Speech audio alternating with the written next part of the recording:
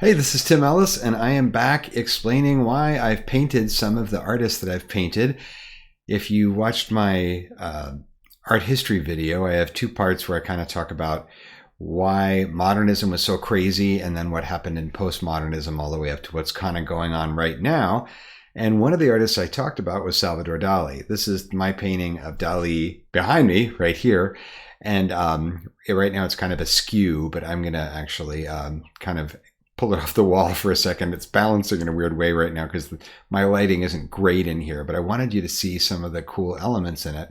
But first, I'm going to kind of talk about why I painted Dali and go into some of why I think he is such an important artist. So let's take a click over here and see what we can see with this. Okay, so here's a full shot of the painting.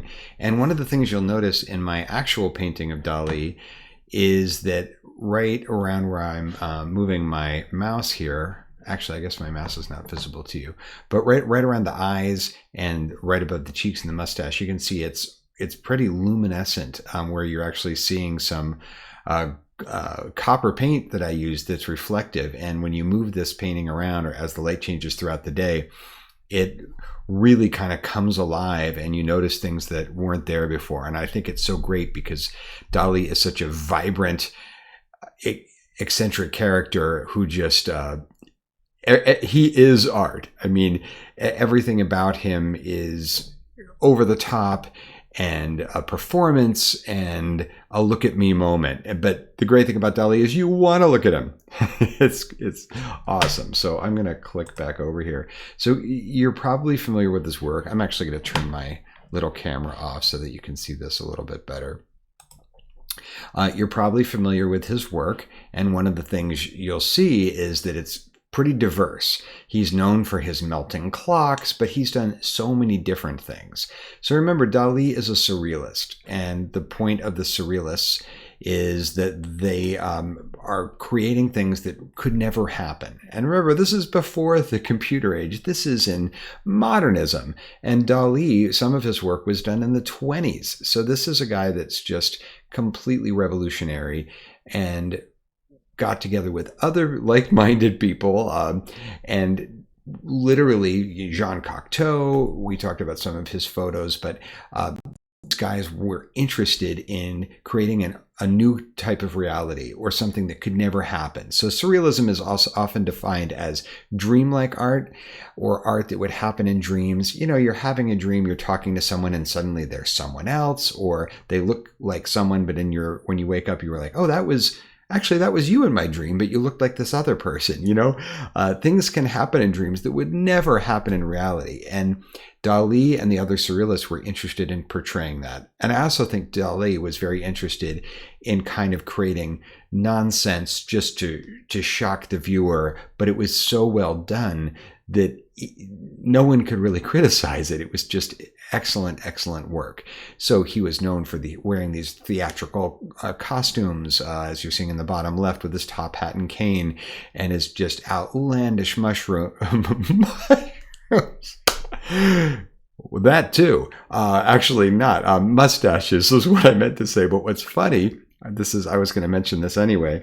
Apparently, in the 60s and 70s, people kind of would approach Dali and say, you know, are you taking drugs, or how are you coming up with these ideas of melting clocks and horses with 100-foot long legs, or, you know, whatever these images we're looking at? Or let me take away my image again, this lobster telephone. You know, what is inspiring you? And apparently his response, there's a few different versions of it out there, but he said, I don't take drugs. I am drugs. Which, hell yeah. I mean, what he's basically saying is, what do drugs do? Drugs alter your reality. They change your perception. They fill you with emotions that wouldn't normally be there. They can calm you down. They can make you manic. They can make you see things that aren't there. They can connect parts of your brain that shouldn't connect to make you think doorknob, and you look at a lunchbox and you're like, that's a doorknob. You know, so for him to say, I am drugs, or one of the paraphrases I think was "Take me, I am drugs," is just so awesome, because he's saying these are things that I've created using my mind, and this comes from inside of me. It's not something that's imposed on me externally through drugs or anything like that. So I talked about Dali in kind of breaking photography. So remember, one of the things that ushered in modernism was the camera, because suddenly artists didn't have the job that they did before, where someone could just say, I'd like to do your portrait, and you would sit and someone would paint it for weeks or months until you were happy with it, and then you would pay them a handsome fee, and then you'd be like, here's your portrait, or here's Grandpa, or George Washington, or Julius Caesar, whoever was being painted or sculpted. So the camera kind of took that job away. So one of the very first things that Dali did when given the opportunity to experiment with photographs, and he did some of this with Jean Cocteau, the great film director that I talked about in my art history. So if you didn't catch that, check it out. And he did an incredible adaptation of Beauty and the Beast, which you should definitely watch. And I posted a link to that. I'll try to repost it in this video as well. Anyway, if you look in the bottom left, he's not posing with a skull. He's posing with women portraying a skull. But this is a photograph. But it's a photograph of something that's not really there. There's not a skull there. There's not someone posing for their portrait. Dali himself has posed these people to make them look like a skull. So, and he was very much about kind of breaking our reality with all of his work. Let's click to another image. All right, so you're seeing some more of the great mustache. I'm going to take away my camera again just for a second. On the right is Dali with his wife Gala. I'm not sure if it's pronounced Gala or Gala. It's Gala. And he's clowning for the camera, but he's also just being incredibly pretentious and ostentatious with his outrageous mustache and his staring eyes, and she's looking beautiful and all in a great model pose, and there's beautiful shadows, and he had a great love for his wife, and she is portrayed in a lot of his work. And you're seeing his mustache covering up his eyes in the center image, and melting things in the bottom left. I mentioned that his clocks make many appearances. This one I'm seeing a violin and a horse being shot out of a cannon, and something else melting out of it, and looks like a woman's body playing the violin as she's melting, and just wild stuff. So this looks kind of like a clam with melted clocks. So we're looking at someone that I'm trying to get back here. Okay, there's my little camera again. Is a master of painting realistically, but he is painting a broken reality or an augmented reality that couldn't be there. So one of the things that I think is so incredible about Dali is he's doing things that we are now, kind of look fairly normal to us, but at the time just blew people's minds. People were not painting non-realities or alternate realities or warped dreams. That was, what the list did, but it was absolutely shocking at the time. And it still is. I mean, Dali is still wowing us. Okay, so this is Gala again on the far left. This is his wife. Notice this is an incredible portrait. And so not only was he putting together really unexpected things, but he was a master of painting. Look at the veins on her hand and the different skin tones and her hair and the ruffles and the shirt and the folds, and how casually she's just baring her breast and just being so confident and beautiful and later into their relationship. And he was continually wowed and painting her most of his life. I believe this bottom center image with the mannequins, I believe the one in the background is actually her in costume. Now, I might be wrong, but there's a lot of just really cool stuff going on. Lobsters again in the upper right-hand corner, Dali with a nude model with a lobster, and then him in the center on the top. Remember what he said about I am drugs. He he lived art every moment, and he loved being photographed. And even the way he dressed and the way he styled his hair and his mustache, everything was a performance and a piece of art for Dali. So here are some of the Jean Cocteau photographs I talked about, where they're creating photos that couldn't happen. And I talk about these quite a bit in my art history lesson, but these are still just absolutely wonderful. And you look at them and they still blow your mind. You're like, wait a minute, what's happening? How is that happening? But there's just so much movement with this backwards jacket and all the hands doing different things. And it's kind of hard to tell which ones are his actual hands. It's pretty quick to tell that there's someone behind him, posing. But at the same time, which ones hands are his? It's very compelling, and it's just so well done. This cat launching photograph, probably not as humane as we would all like it to be, but the movement of the water, and he's kind of floating through the room as he's painting and clowning, and cats flying all over the place. Just incredible. All right, I wanted to talk briefly about this film. Pardon my French, but I think it's Un Chien Andalou, and it's by a director named Louis Bunel. I thought it was Brunel, but I guess it's Bunel. These are some stills from it. I'm going to turn my little camera back on. So not only was he interested in photography and sculpture and painting and going around creating kind of happening events, which was a big thing in the 60s, and his whole life was a happening. If Dali was there, it was a performance. But this is a very avant-garde film, and with very upsetting imagery. It's still upsetting today. If you look in the bottom left, someone's holding a straight razor to this woman's eye, and there's a very iconic scene, and I will post a link to this. His wiki actually has a link to this film in it, and I'll try to post a direct link. We'll see how it works. But as this, in the upper center image, what you're seeing is a cloud cutting across the moon. It goes this way. Everything's reversed for me, sorry. And as that happens, it cuts to this, literally cuts to this person pulling a razor across this woman's eye.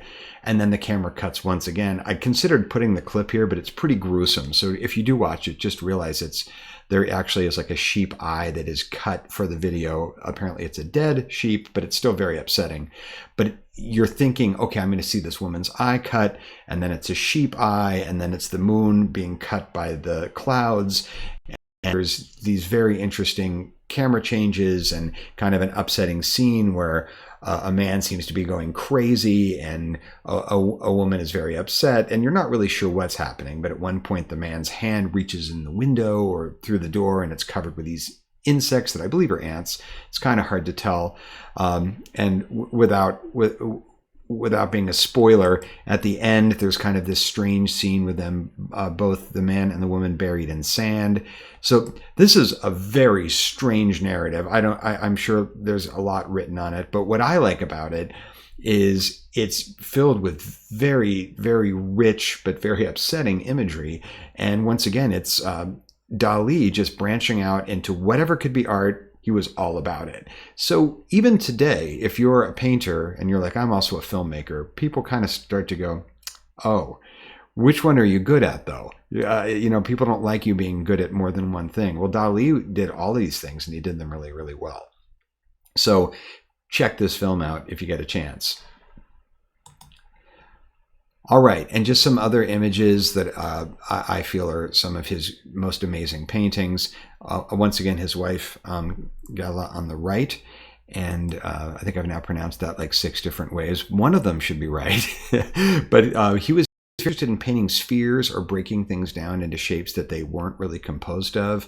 And this one on the left apparently is inspired by war. I'm not sure if it was World War I or II or Vietnam, but it's kind of a piece about war. Notice the bones, the sword, the head on the sword, the arm, and it's all kind of, these eviscerated organs kind of on the bottom, and everything kind of looks like bones, and who knows exactly what's going on. I don't think that that's really the point, as much as it all makes sense in this very surreal surreal world. Also eggs. We see lots of eggs, people being kind of birthed out of eggs, and eggs with eyeballs kind of growing out of the ground under umbrellas. I combined sun and umbrella. I think you can do that. And up above, Dali on some rooftop performance with eggs as well. So just amazing variety of work, all very realistic, done, at a time when you couldn't just get a reference image of an egg really easily. You'd need to go find a photograph or put an egg in front of you and, look at someone's eyeball to combine all these things. We're living in an age now where we can ask AI to make these things for us. But this was a man who was using his imagination a lot. He was classically trained as a painter, so he's using his classical training and putting it all together to create magical wonderlands for us, and let us see a glimpse of his very interesting mind. I'm just going to let you see that egg one more time. All right, and back to my painting. So once again, this is my painting of Dali. There's a great image of him swimming with these flowers in his mustache, and that's the one that inspired me for this. It's a black and white image, and I created all of these colors. They're not really in the original one. It's just a black and white. So I'm going to close this for a second, and I'm actually going to step back and angle this painting so you can see how the colors change as the lights hit it differently. Hopefully this will work. It's an experiment. Let's see. All right. So I think if I tilt it, I'm actually going to turn this towards me a little bit more. There we go. I think if I tilt it, you might be able to see some of the color change. I definitely saw it when I lowered it, so you're going to miss part of the painting now. But you can see it's very large.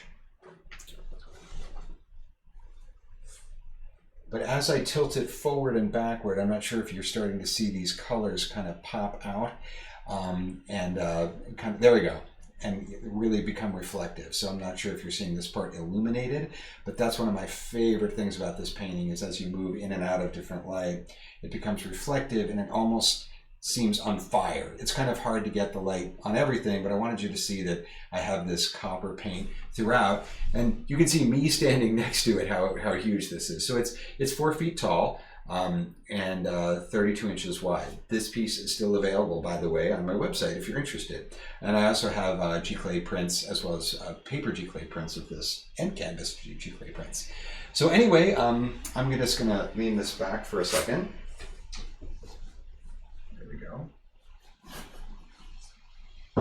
Make sure Dali is safe.